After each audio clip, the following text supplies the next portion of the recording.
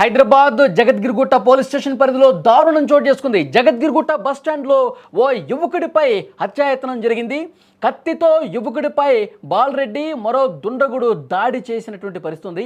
ఆర్థిక లావాదేవీల నేపథ్యంలో ఈ హత్యాయత్నానికి పాల్పడినట్లుగా పోలీసులు అనుమానం వ్యక్తం చేస్తూ ఉన్నారు. అక్కడ స్క్రీన్ మీద కూడా మీరు చూస్తూ ఉన్నారు. వాళ్ళు దాడి చేసిన అనంతరం అదే బైక్ మీద వెక్కి వాళ్ళు పారిపోతున్నటువంటి పరిస్థితి. అంతకుముందు వాళ్ళు బైక్ ఎక్కి పారిపోతున్నటువంటి దృశ్యం మీరు చూస్తున్నారు. మధ్యలో కూర్చున్న వ్యక్తి కత్తి తీసుకుని చాలా బలంగా ఆ వ్యక్తి మీద దాడి చేశాడు.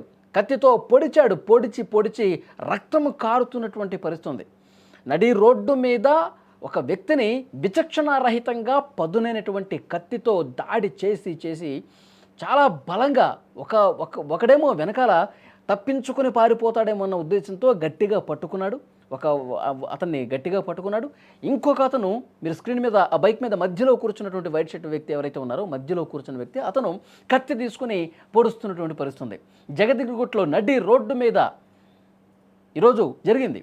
కానీ అక్కడ మనకు చాలా షాపులు కనిపిస్తున్నాయి. అక్కడ స్థానికులు చాలామంది కనిపిస్తున్నారు. వాళ్ళ వ్యాపారాల్లో నిమగ్నమైపోయారు.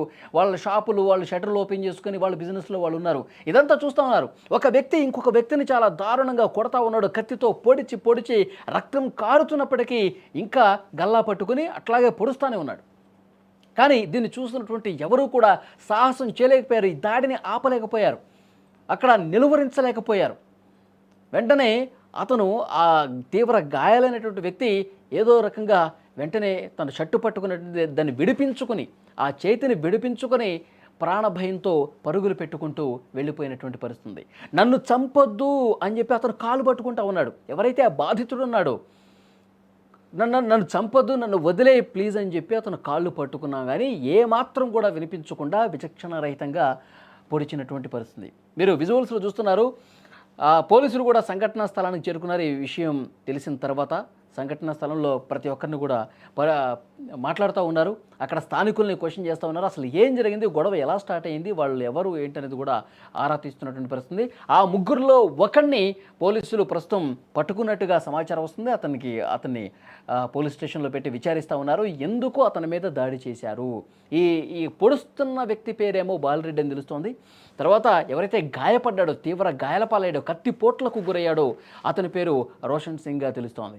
సో విచారిస్తూ ఉన్నారు. ఏంటి వీళ్ళిద్దరి మధ్య గతంలో ఎలాంటి గొడవలు ఉన్నాయి, ఆర్థిక పరమైనటువంటి లావాదేవీల విషయంలో గొడవలు జరిగినట్టుగా కొన్ని రోజులుగా సమాచారం వస్తుంది. సో ఆ నెపంతోనే ఆ గొడవలు ఉన్నటువంటి కారణంతోనే పాత కక్షలతోనే ఈ విధంగా దాడి చేశాడు. పదునైనటువంటి కత్తితో ఒక ప్లానింగ్ ప్రకారమే అతను ఎక్కడున్నాడో ఏంటి సమాచారం తెలుసుకుని జగద్గిరిగుట్టలో బస్టాండ్ దగ్గర ఉన్నట్టుగా ఇన్ఫర్మేషన్ ముందే తెలుసుకుని అక్కడికి వచ్చి నేరుగా కత్తితో ఒకరు కాదు ఇద్దరు కాదండి ముగ్గురు వచ్చారు. అదే బైక్ మీద వచ్చారు. అదే బైక్ మీద ఆగారు. అతన్ని పట్టుకున్నారు. విచక్షణ కేవలం 1 నిమిషం వ్యవధిలోనే పట్టుకోవడం కత్తితో పొడిచి అతను వద్దంటున్నా మొరపెట్టుకున్నా నీకు ఆ గొడవలన్నీ కూడా నీకు డబ్బులకు సంబంధించిన గొడవలు ఏవో చెప్తా ఉన్నాడు. అతను నన్ను వదిలే ప్లీజ్, నువ్వు చెప్పినట్టు వింటా అని చెప్పి అతను కాళ్ళ మీద ప్రాధేయపడే పరిస్థితున్నా కానీ అతను పొడుస్తున్నటువంటి బాలరెడ్డి అనే వ్యక్తి ఏమాత్రం కనికరం లేకుండా పొడుస్తూనే ఉన్నాడు. విచక్షణ రహితంగా దాడి చేస్తూనే ఉన్నాడు. ఆ తర్వాత అతను వదిలించుకొని పారిపోయినటువంటి పరిస్థితి ఉంది. వెంటనే పోలీసులు పూర్తిగా వివరాలన్నీ కూడా తీసుకుంటున్నారు. అక్కడ ప్రత్యక్ష సాక్షులు ఎవరైనా ఏదన్నా సమాచారం ఇస్తారేమో అని చెప్పి అవన్నీ కూడా సేకరిస్తూ ఉన్నారు. అక్కడ టీ షాప్ ఉంది. అక్కడ చాలా షాపులు ఉన్నాయి. షటర్లు చాలా కనిపిస్తూ ఉన్నాయి. జ్యూస్ బండి ఉంది. అక్కడ చిన్న షటర్లు వ్యాపారాలు చేసుకునే వాళ్ళందరూ ఉన్నారు. వాళ్ళందరూ చూశారు. ఆ షాపుల్లో ఉన్నటువంటి వాళ్ళు కూడా గొడవ జరుగుతోంది, అతను పొడుస్తూ ఉన్నాడు, చాలా దారుణంగా కత్తితో పొడుస్తూ ఉన్నాడు, ఇవన్నీ చూశారు. కానీ అక్కడ మనుషులు ఉన్నారు కానీ స్థానికులు ఉన్నారు కానీ ఎవరూ కూడా ఆపే ప్రయత్నం అంత ధైర్యం చేయలేకపోయినటువంటి పరిస్థితి ఉంది. ఎందుకంటే మా మీద మళ్ళీ అక్కడ కత్తితో వాడు అంత దుర్మార్గంగా పొడుస్తూ ఉన్నాడు. ఏమాత్రం భయం లేకుండా కత్తితో పొడుస్తూనే ఉన్నాడు. మన మీద ఎక్కడ దాడి చేస్తాడన్న ఒక భయంతో అక్కడ స్థానికులు కూడా ఎవరు దగ్గరికి వెళ్ళే సాహసం చేయలేనటువంటి పరిస్థితి. సో పోలీసులు పూర్తిగా ఇన్వెస్టిగేట్ చేస్తూ ఉన్నారు. ఆల్రెడీ ఒకరిని పట్టుకున్నట్టుగా తెలుస్తోంది. ప్రస్తుతం ఈ వీడియో సోషల్ మీడియాలో వైరల్ అవుతోంది. సోషల్ మీడియాలో ప్రతి ఒక్కరూ కూడా ఈ వీడియోని చూస్తూ ఉన్నారు. పగలు హైదరాబాదులో నడి రోడ్డు మీద ఒక వ్యక్తిని ఇంత దారుణంగా చంపే పరిస్థితుందా? ఈరోజు ఇంకొక షాకింగ్ వార్త ఈరోజు ఉదయం మనం చూసాం. చట్నీ మీద పడిందని, షర్టు మీద చట్నీ మీద పడిందని చెప్పి కారులో ఎక్కించుకొని అతన్ని కొట్టి విచక్షణరహితంగా దాడి చేసి అతన్ని చంపేసినటువంటి పరిస్థితి ఉంది. కత్తితో దాడి చేశారు. కేవలం చట్నీ మీద పడిందని చెప్పి అతను సారీ చెప్తాడు, అయిపోయింది. ఏదో చూసుకోలేదన్నా అని చెప్తే అయిపోతుంది.